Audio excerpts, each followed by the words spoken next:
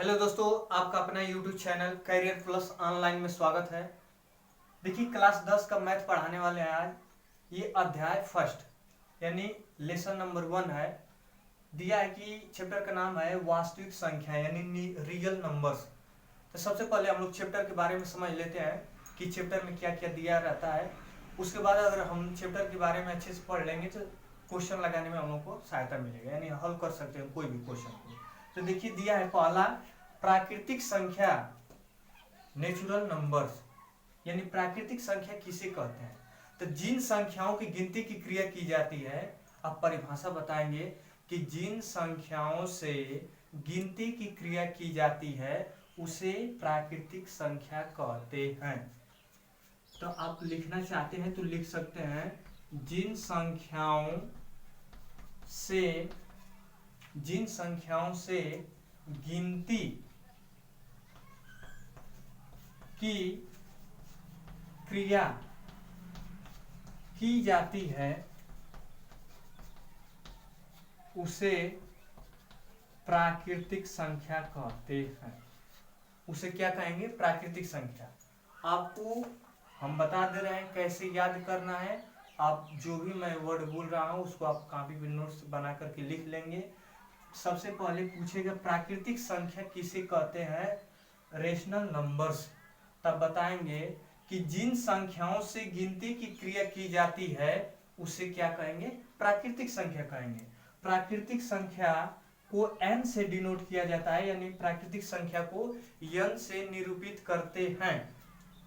अगर एग्जाम्पल लिखेंगे तो 1, 2, 3, 4 डैश डैश इन्फिनिटिव अनंत तक, यानी 1 से लेके अनंत तक संख्या को आप बता सकते हैं कि वे क्या है? प्राकृतिक संख्या।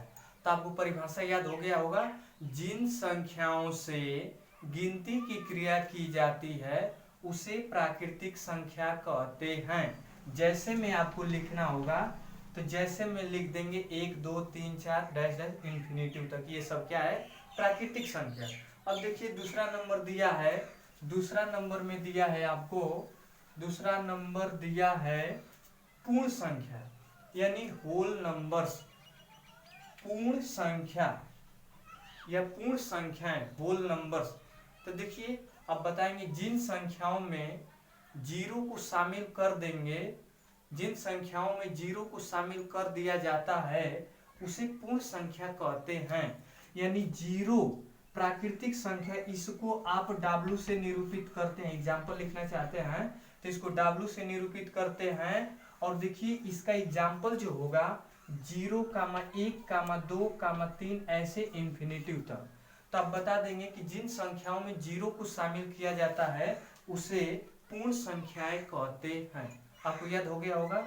अब देखिए प्राकृतिक संख्या, प्राकृतिक संख्या में जीरो को शामिल नहीं किया जाता है। प्राकृतिक संख्या जो 1, 2, 3, 4 ऐसे होकर के अनंत तक रहता है उसे हम प्राकृतिक संख्या कहते हैं। और पूर्ण संख्या होल नंबर उसे बोला जाता है जिसमें हम जीरो को शामिल कर देंगे, उसको क्या बोलेंगे आप? होल नंबर यानी पूर्ण संख्या।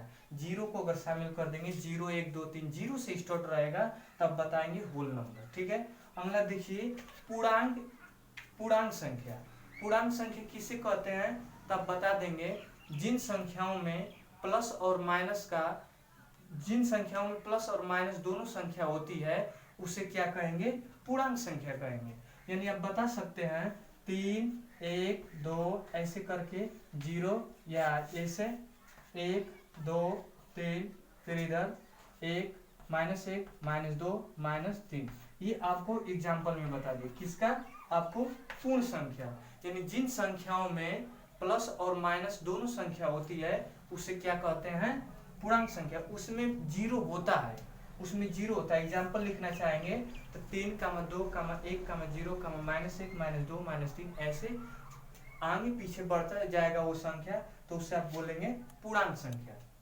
अब देखिए दिया है सम संख्या, यानी आपको दिया है इवेन नंबर। इवेन नंबर किसे कहते हैं? यानी सम संख्या।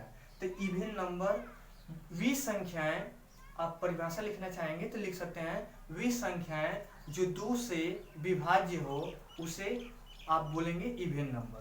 वे संख्याएं जो 2 से पूर्णतः विभाजित हो जाए उसे सम संख्या कहते हैं। यानी आपको अगर हम दे दिए कि 4, बताइए 4 सम संख्या है तो यस। अगर 2 से इसमें हम भाग दे देंगे 2 दूना के 4, अगर ये कट जाएगा तो ये हो जाएगा आपका सम संख्या। यानी पूर्णांक संख्या सम संख्या बोल सकते हैं इवन नंबर। जो वी संख्याएं जो 2 से पूर्णतः विभाजित हो जाए उसे आप क्या कहेंगे, सम संख्या। यानी इसका एग्जाम्पल लिखना चाहेंगे तो 2, 4, 6, 8 डैश डैश, इसी तरह से संख्या बढ़ता रहेगा। यानी वो होना चाहिए सम संख्या। जो 2 से कट जाएगा उसे आप बोलेंगे सम संख्या। अगला देखिए दिया है विषम संख्या। तो विषम संख्या की परिभाषा लिखना चाहते हैं तो लिखेंगे वी संख्याएं जो 2 से पूर्णतः विभाजित न हो, वी संख्याएं जो 2 से पूर्णतः विभाजित न हो उसे आप बोलेंगे कौन सी संख्या, सम संख्या, विषम संख्या। विषम संख्या में आपका हो जाएगा 1, 3, 5, 7, ऐसे संख्या बढ़ता रहेगा। यानी अगर हम कह देंगे कि 5 में 2 से डिवाइड कीजिए कटेगा, अगर ये संख्या नहीं कटेगा, डिवाइड नहीं हो सकता, तो आप अगर डिवाइड नहीं होगा तो आप बता देंगे कि कौन सी संख्या है, तो वी आपका विषम संख्या हो जाएगा। अब देखिए दिया है अगला है आपको, अगला नंबर जो दिया है, अगला 6 नंबर जो दिया है आपको परिमेय संख्या। परिमेय संख्या किसे कहते हैं, तो परिमेय संख्या का अगर आप परिभाषा लिखना चाहते हैं, परिमेय संख्याएं या परिमेय संख्या यानी रेशनल नंबर्स, आप बोलेंगे कि वे संख्याएं जो p/q के रूप में हो, वे संख्याएं जो p/q के रूप में हो उसे आप परिमेय संख्या बोलते हैं। वे संख्या जो p/q के रूप में हो उसे आप क्या बोलेंगे, परिमेय संख्या। इसका कहने का मतलब है अगर हम 2/5 दे दी, कहेंगे परिमेय संख्या है तो है। अब कह देंगे कि 0 है, 0 परिमेय संख्या है तो 0 भी परिमेय संख्या है। अब बता देंगे कि 3/5 परिमेय संख्या है तो है। ये बोल रहा है कि जो p/q के रूप में रहेगा, जो बटा के रूप में रहेगा, आप कह देंगे 1/3 ये परिमेय संख्या है तो है, तो ये आपका परिमेय संख्या हो जाए। जो p/q के रूप में रहेगा उसे परिमेय संख्या। अब देखिए इसके बटा में 1 लिख देंगे तो p/q के रूप में बन जाएगा, तो इसे आप क्या बोलेंगे, परिमेय संख्या। परिभाषा लिखना चाहते हैं तो लिखेंगे वे संख्याएं जिसे हम p/q के रूप में लिख सकते हैं उसे परिमेय संख्या कहते हैं। एग्जाम्पल में आपको लिखना है तो लिख लीजिए, ये संख्या प्लस में हो सकता है या माइनस में भी हो सकता है, कोई दिक्कत नहीं, लेकिन p/q के रूप में होना चाहिए। अगला देखिए दिया है 7 नंबर अपरिमेय संख्या। अपरिमेय संख्या किसे कहते हैं, तो अपरिमेय संख्या वे संख्याएं जिसे हम करणी के रूप में लिखेंगे, जिसे हम करणी में लिखेंगे उसे हम क्या कहते हैं, अपरिमेय संख्या। अब दे देंगे करणी में